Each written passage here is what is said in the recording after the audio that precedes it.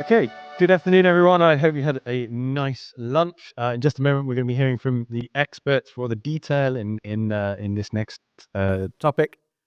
Beforehand, I'm going to set just a little bit of context around what we are here to talk about. So today, I'm not going to be talking about my usual topic, which is audience measurement. We're going to be talking about piracy and profit loss and how it affects many different parts of our industry.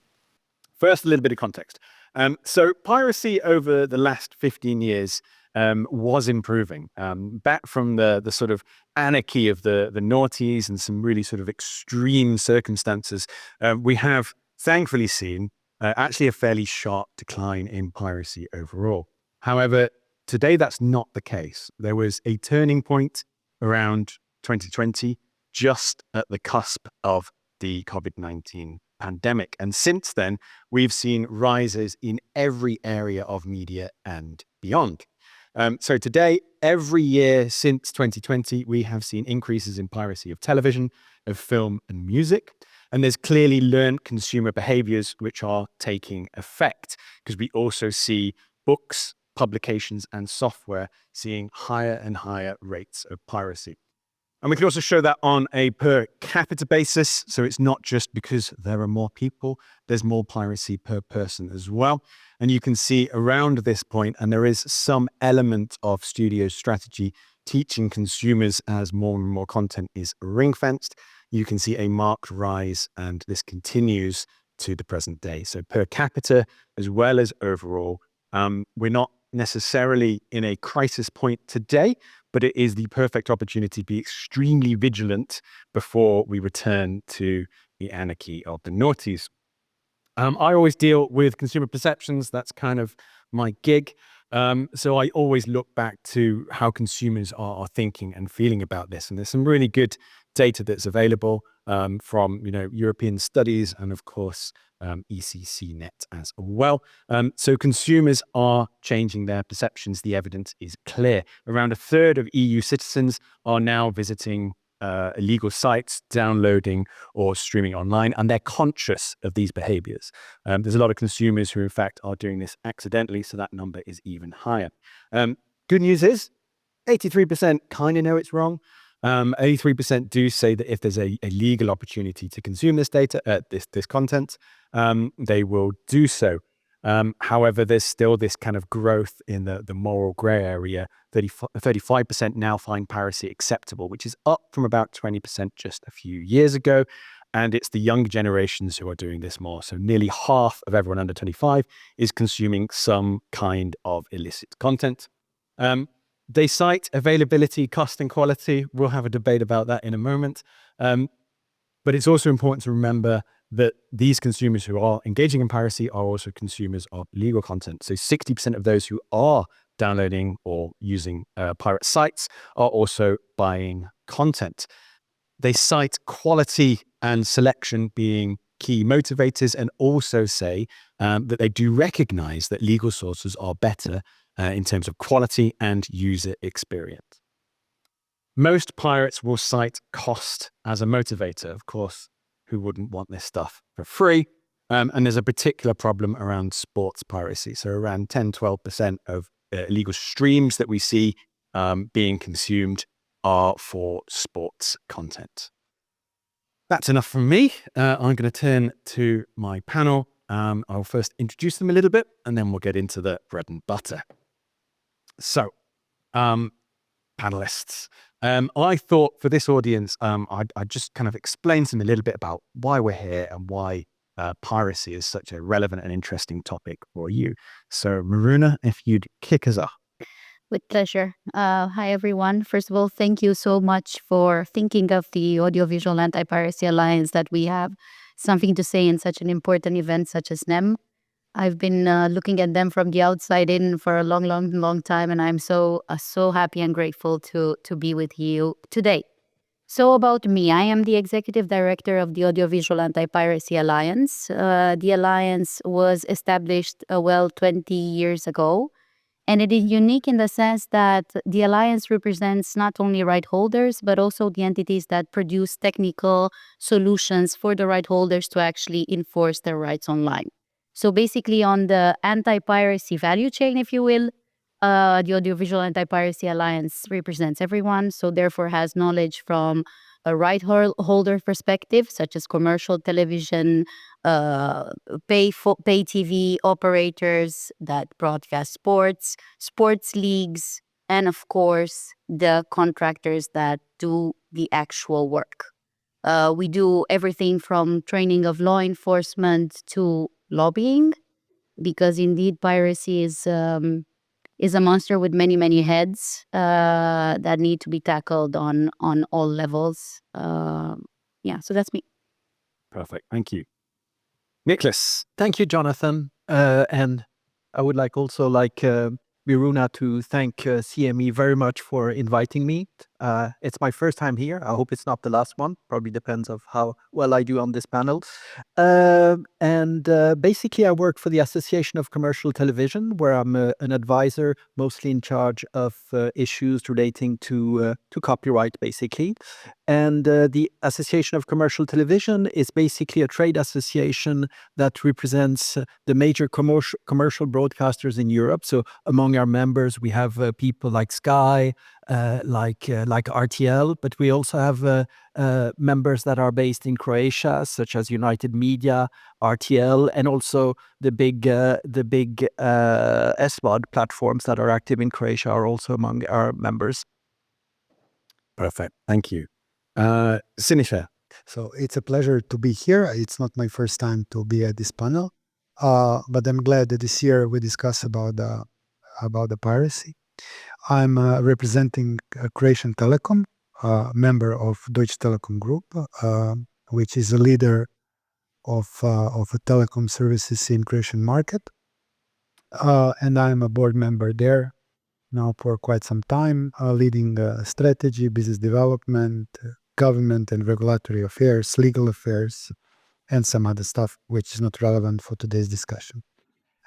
Why piracy is important and why I took a chance to be present today with you and discuss this topic. We as a leader in Croatian market, having more than 50% of the pay TV market share, feel the consequences of piracy a lot, but it's not only our problem, it's overall problem of the industry. Pay TV penetration is estimated in Croatia somewhere below 70%, which is quite low. We believe that there is between 100K and 200K illegal subscriptions in the country, which is huge for the size of the country. We believe that between 6 to 10% of penetration, pay TV penetration, is missing due to illegal distribution of content.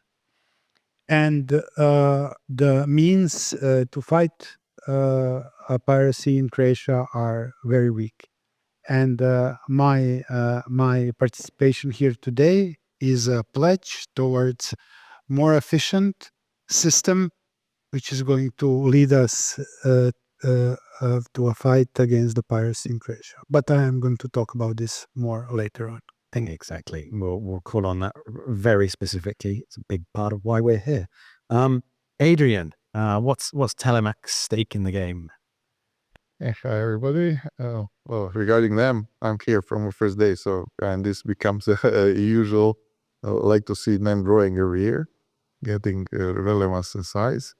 Regarding me, Telemach is actually part of United Group. Telemach is telco in telco stream. I'm CEO of telco in Croatia. But the United Group has also United Media part, which is doing its content production and distribution, have a lot of linear pay TV channels and broadcasting channels.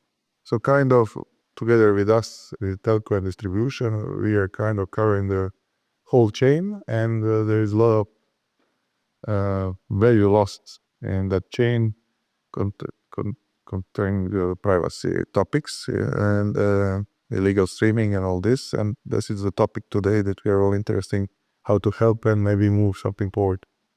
Perfect. And finally, Huub from the creative side of our business. Yeah, absolutely. Hi, I'm Huub van Ballegooy. I'm from ITV Studios, a creative network where we tend to the outrole of or brands over formats. Obviously, you have many clients, linear, but also many streamers. So in that perspective, piracy is also something that influences us as being from looking from the distributor side of things. And also, by building some of the industry biggest brands, piracy really also takes away the value of our big brands. So for us, it's a main topic as well. Perfect. Thank you to you all. So it's very easy for me to pull some stats out and say it's not that bad.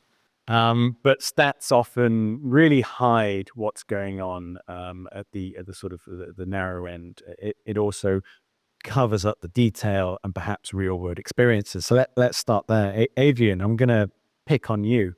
Can you talk us a little bit through the real world impact of the increasing sort of rates of piracy that we've seen on your business? What's it like at sort of the sticky end of the situation? Oh, you saw some graph that you showed that, piracy is on a rise.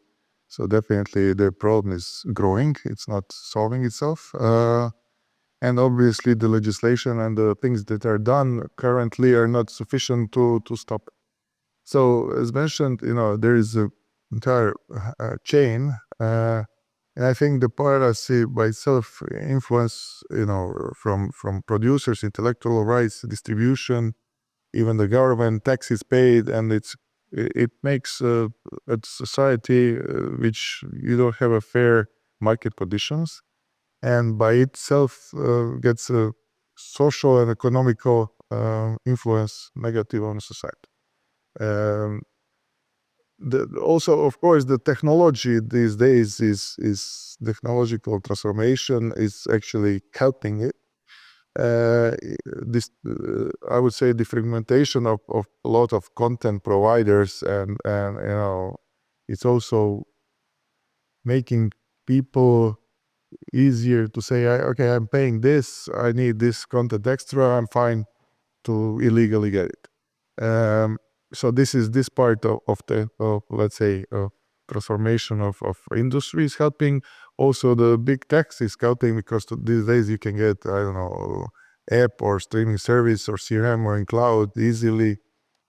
So this makes it easier to stream 1,000 channels or put VOD than it was before. There was a big transition, 20 years or 10 years ago, you should download a movie or go to torrent or something. It was one by one, and it takes some time and energy to do it. Now it's getting easy access. And, a lot of these third countries, cross-bordering problem that, nobody stops the stream. It's kind of making it happen. Also, the increase of content, inflation, increase of all these rights and services also makes people going towards this direction.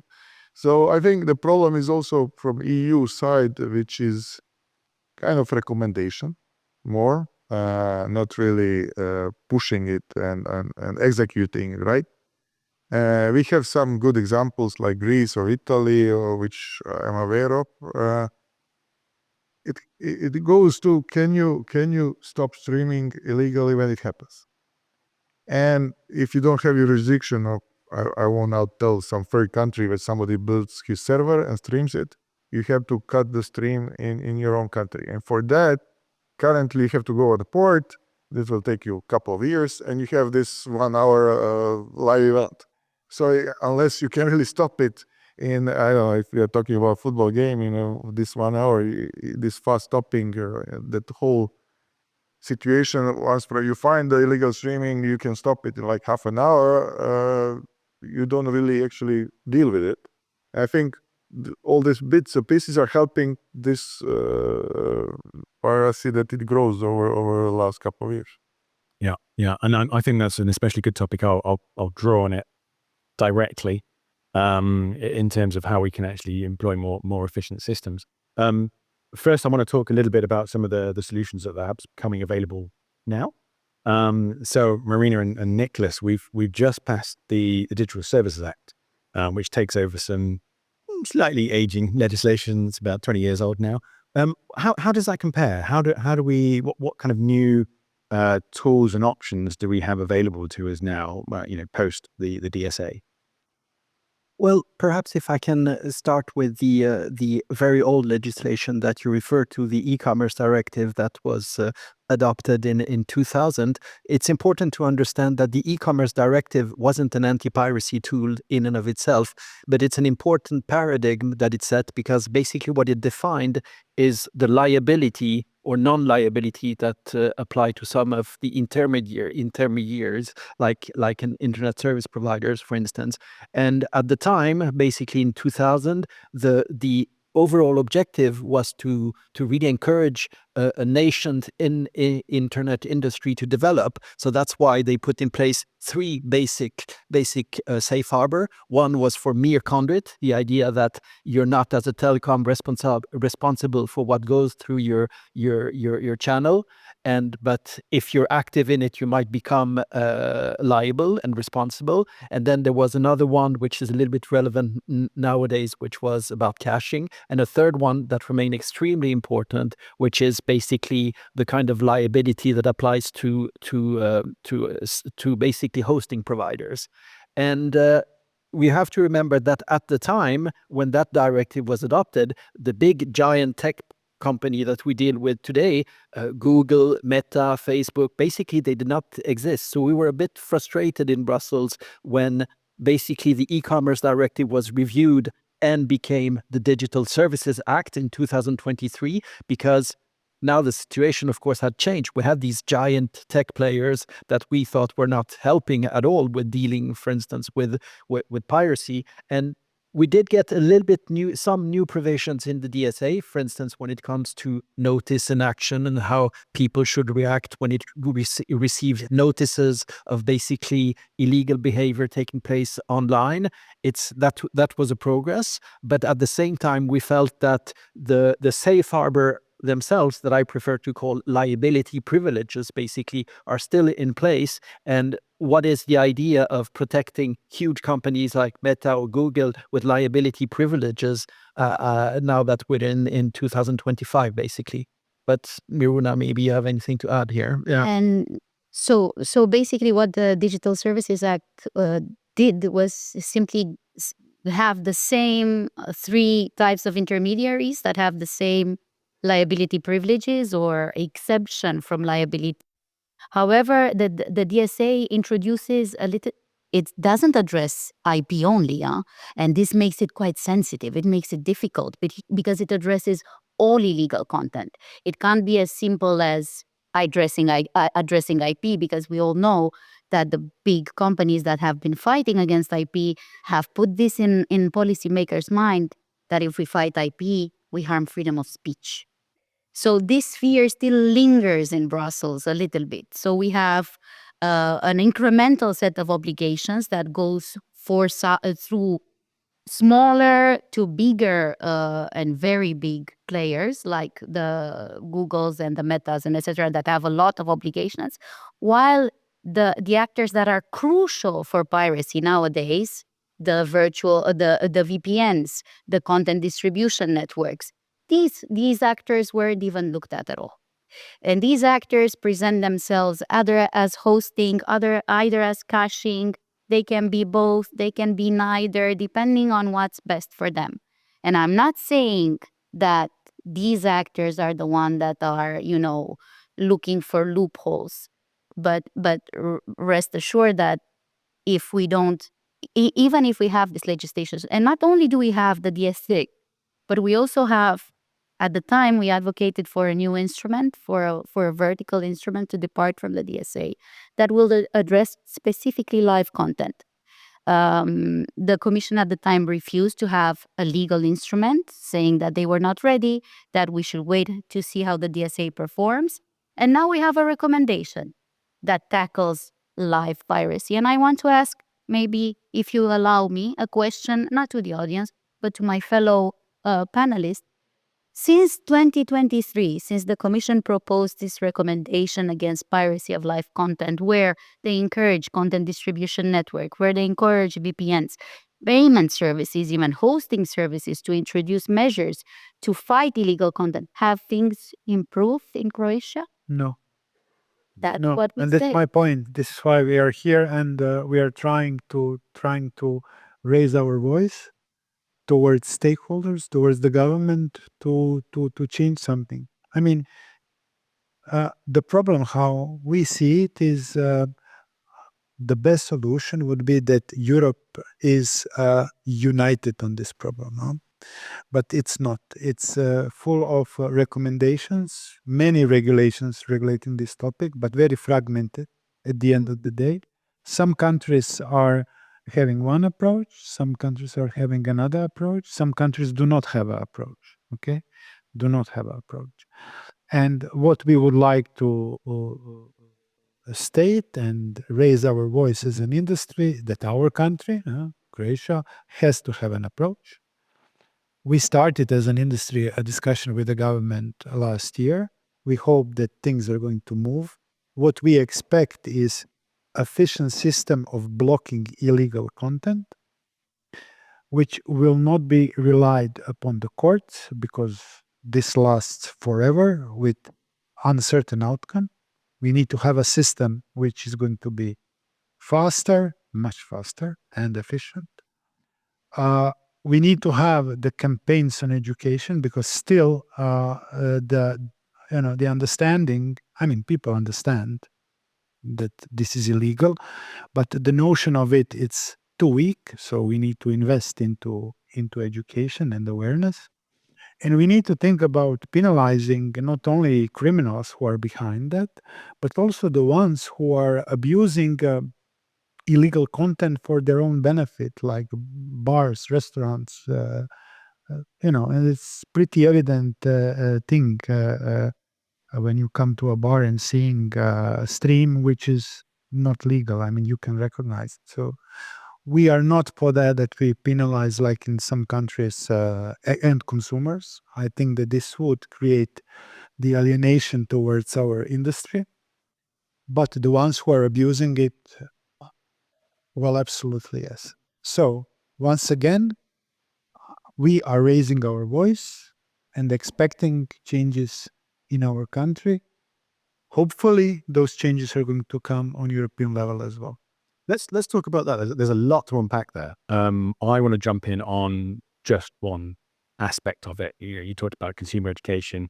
There's a lot of different strategies, but the thing that has come up time and time in our sort of pre-panel discussions is those three words that you said there, sort of more efficient systems.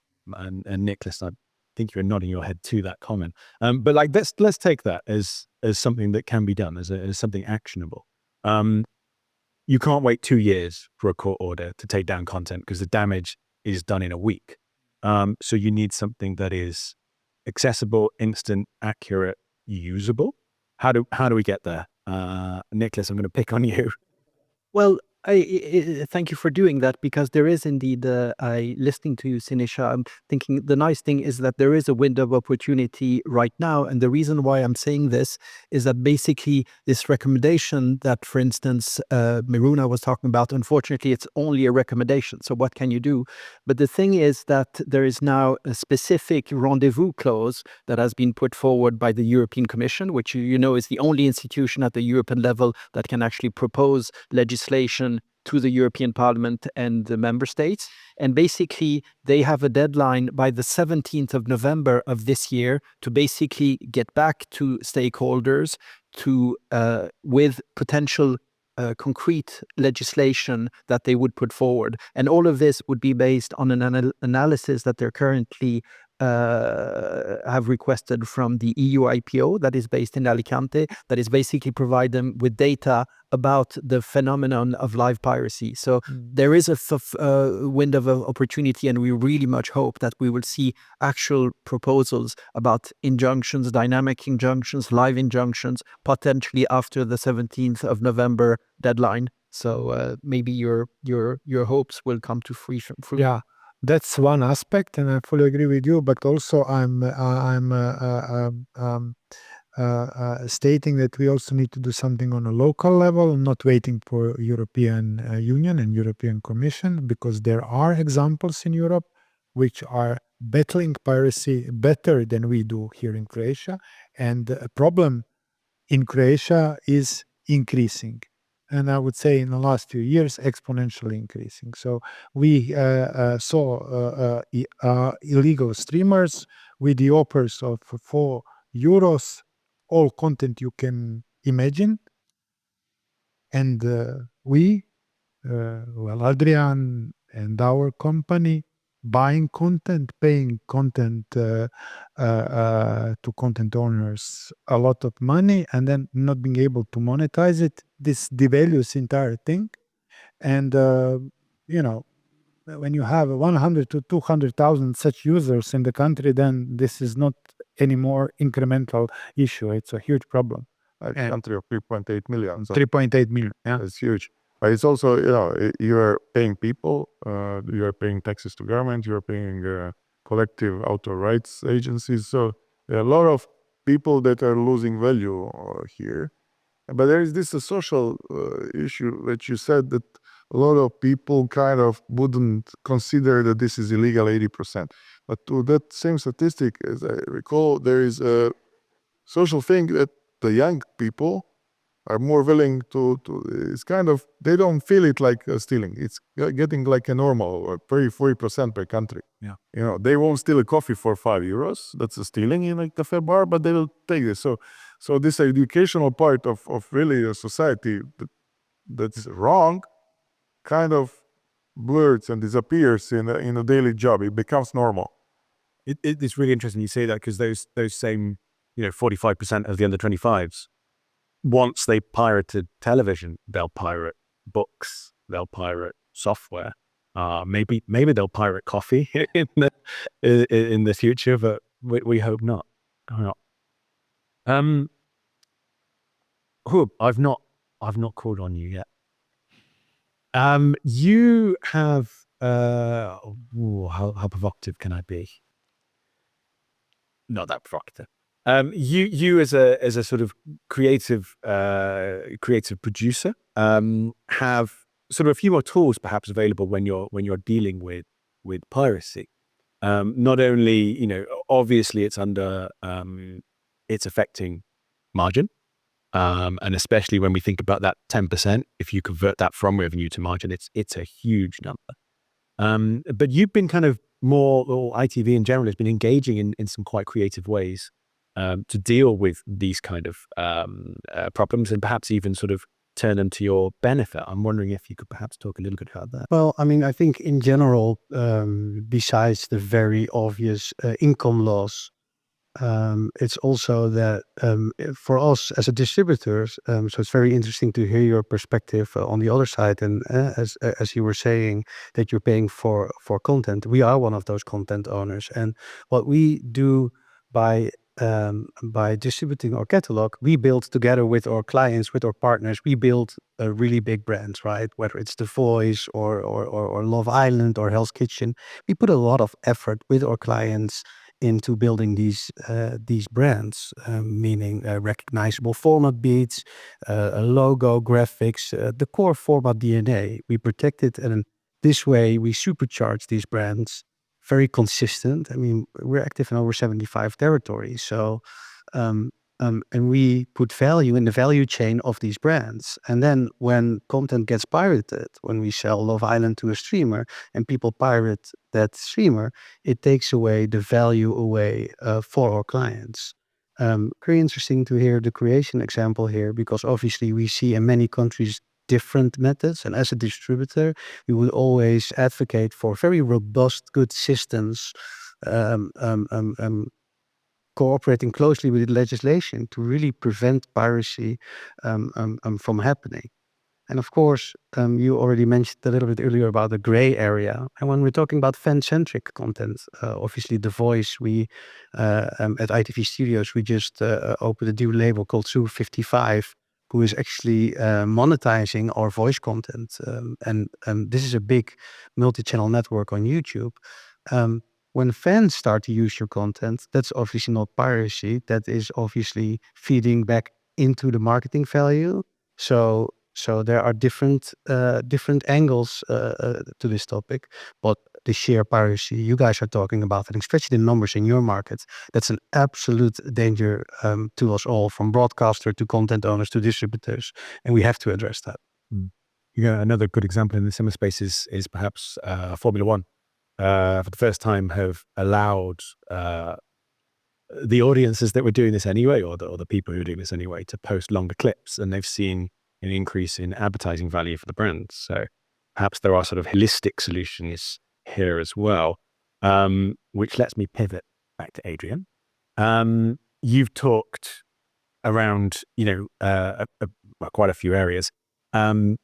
Education and prevention was one of these things, and it relates to the cup of coffee, which it's bad to steal coffee. Everyone will agree that. But is that something that we should be focusing on, or is enforcement the primary issue? Where would you place the focus on between sort of education, enforcement, and regulation? I think there's not really, it's a complex topic. So I wouldn't find one point that will solve everything.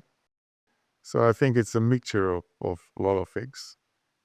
At the end, probably the what we're talking, a body that can fast block and that doesn't have to go through court, that will be executive, that can stop this massively, will be most affected. But definitely, on top of that, I think the voices of actors, of producers, of broadcasters, of community, that, a lot of people are losing value of what they're living and working for, should be kind of more loudly expressed outside, and educated people that this is not something free, that something is losing in that game. Yeah? And I think that part is kind of not really there.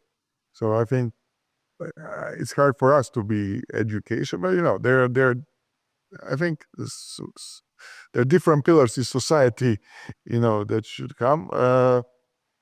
We are now advocating this and raising our voice because we are actually losing money and current here. But like in every government, there is a government, they have paid taxes or something. So there should be one that should protect, fair market and legality on the market. Yeah, but it feels like you need a myriad of mitigations in place, right? So it's not only education, it's not only litigation, it's not only a penal system. I think it's in general, it's a 360 approach on this problem. And then if you raise the awareness, especially to your numbers, Jonathan, where the younger generation is easily doing it, and then it comes into a gateway of this behavior. I mean, we all remember the Napster times 20 years ago. I was 17, 18 years old. And we really had to be educated that, oh, wait, this is actually someone's content. And if you succeed in that with the whole myriad of things, then you make an actual chance to bring those numbers down, I suppose. Yeah. Miruna, you've got a lot of different members. I'm sure there's... So I just wanted to say that I completely agree with my co-panelists that there is a 360 approach that doesn't only involve the general public. Okay, because the general public is one thing that's very important. I think we should actually not only educate the young, but also the older generation, because they're spending a lot of time on the internet. And maybe one day they'll decide that they want to watch a football match for free. I don't know. There should be clear, coherent education in all member states and everywhere, in fact. Another problem that we're seeing is actually the resource that each member state provides in training law enforcement. For example, we have law enforcement, we have prosecution in countries where piracy is considered a criminal offense. We have prosecutors that are not specialized in IP crime. We have judges that are not specialized in IP crime.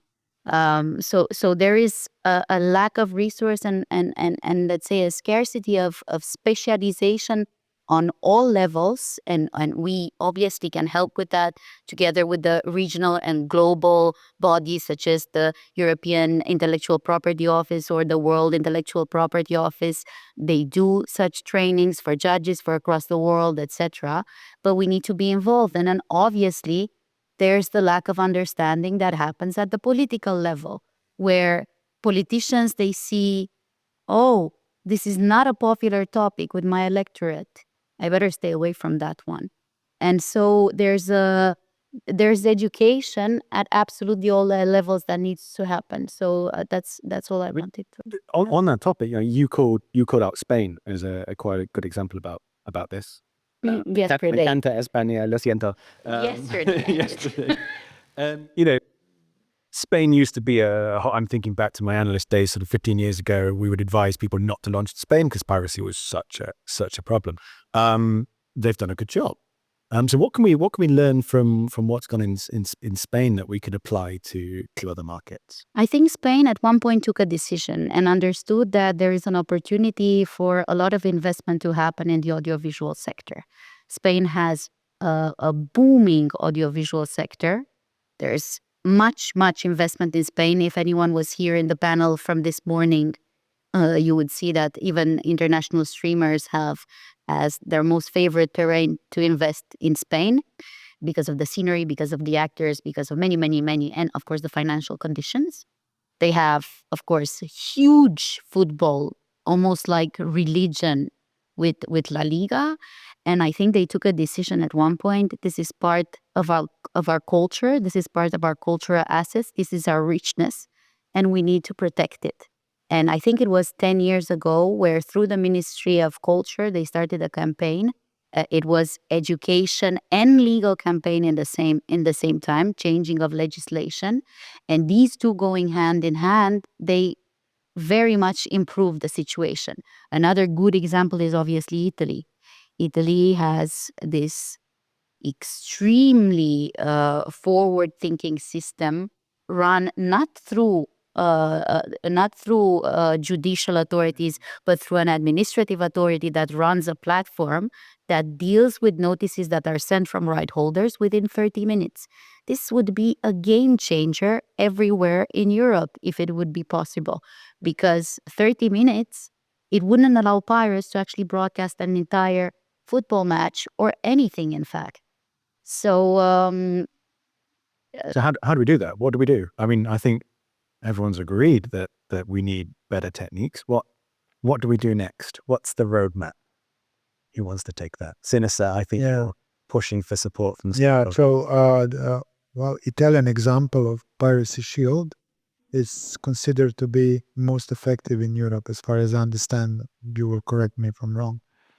Which also suffers a lot of criticism because of many mistakes in this, because of overblocking which is happening.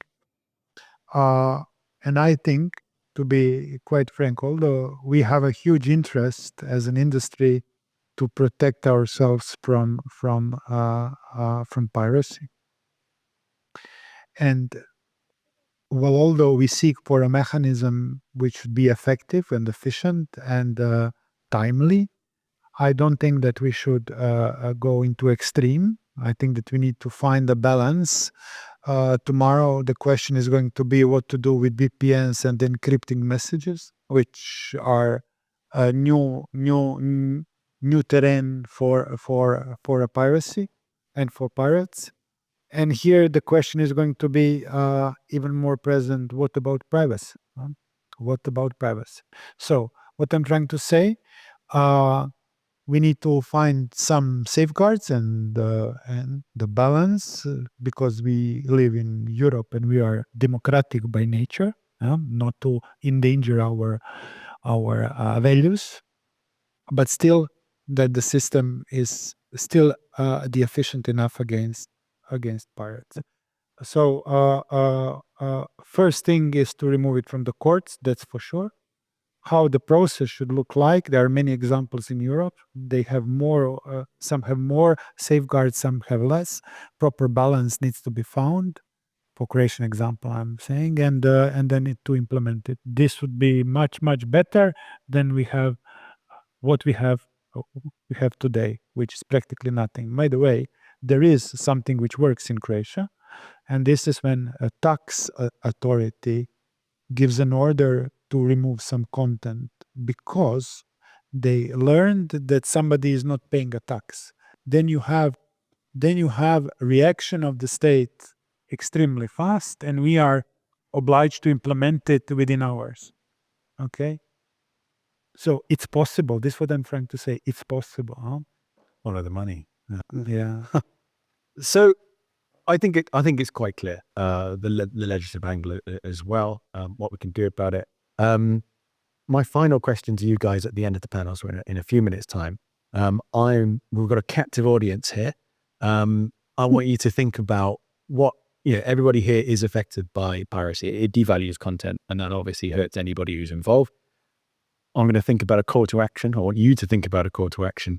What should everybody in this room be doing to help this and move it along? But that's my last question. So just have a think.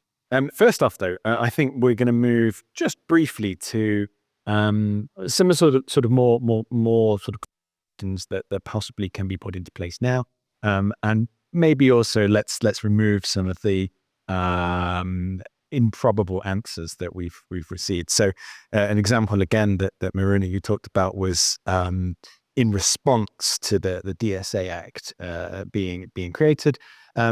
Why don't we just make everything free? Because if everything's free, then of course there's no piracy, and you're just competing on a level field. It's a bit silly, but ITV, for example, is in many ways certain when it distributes in the UK a free service, and yet when we look behind paywall services, that's where the piracy starts to take root. So what about other business models? Is it realistic to think about broader business models? So bundled broadband with access to content, ad-supported models next to subscription models. Who wants to take that? A little bit controversial, I know. Is it possible to solve some of these problems with changes to business models? No. No. Well, there's no such thing as free lunch. So somebody eventually paying is just, maybe they're not paying from content, but they're paying for something else. So in the complete circle, somebody has to pay, unless, the actors, producers, somebody needs to create the content. And how it's monetized, that's a question at the end. But if you close this, you'll probably open some other problem. So I think it's a solution. The free of it, that makes no sense, because then there's no business model, then there's no content. But however, what you do see is with new bundles being available and all new innovative distribution models, people that have a better access or smarter access or cheaper access or broader access to content also brings down the piracy number. So I think that's a route you should definitely explore, and it's also something that you explore together with your partners, your broadcasters, the distributors, and these kind of models will emerge and will find their niche. And if they're successful and they will follow. And I think, if I may add, we have to be realistic with our aims also, because if you look at analog piracy, we didn't manage to wipe it out. So I don't see us ever wiping out digital piracy, but the idea is really to keep it at a sufficiently low level where basically businesses can still flourish, culture can flourish as well, and it takes a multitude of action.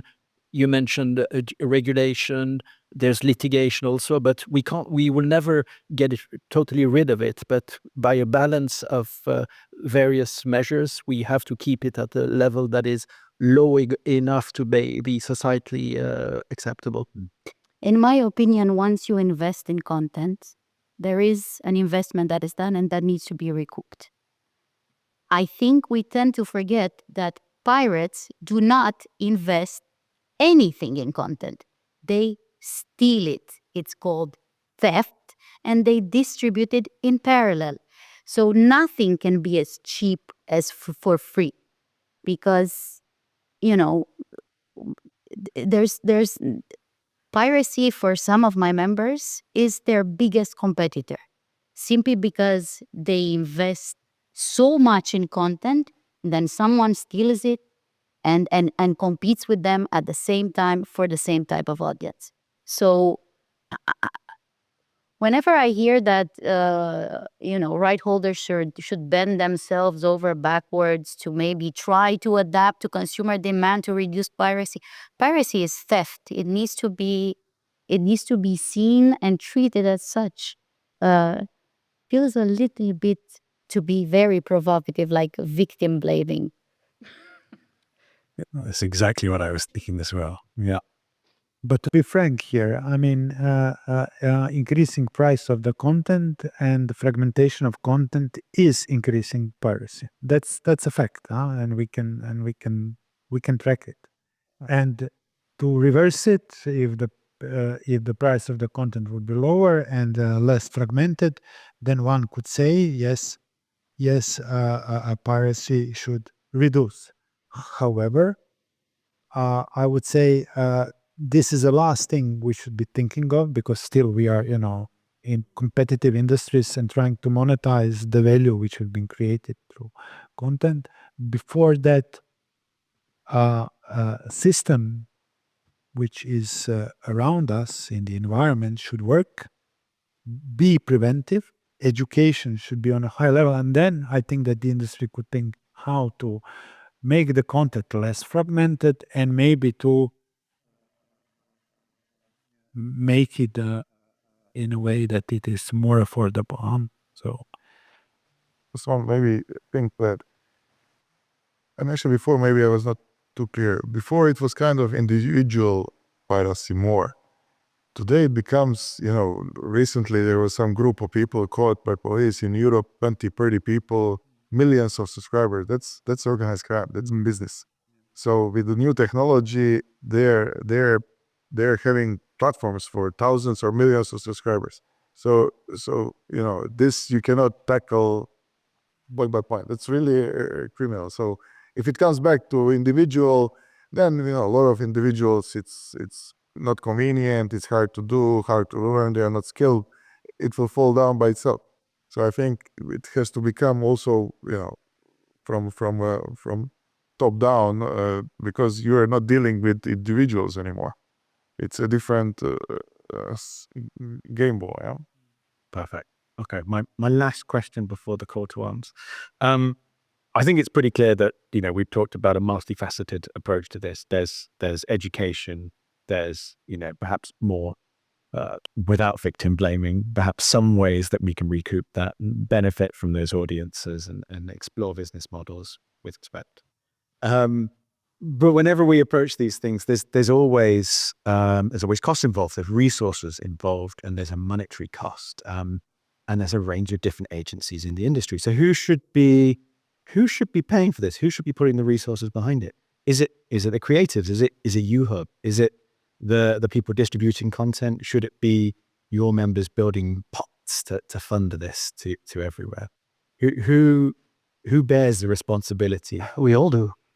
And I think this is also like my call to arms to the room. I mean, in general, it's about, because I feel you're right, it is theft. We should not normalize it. But at the same time, the myriad of measurements needed or measures needed to address this should come from all around.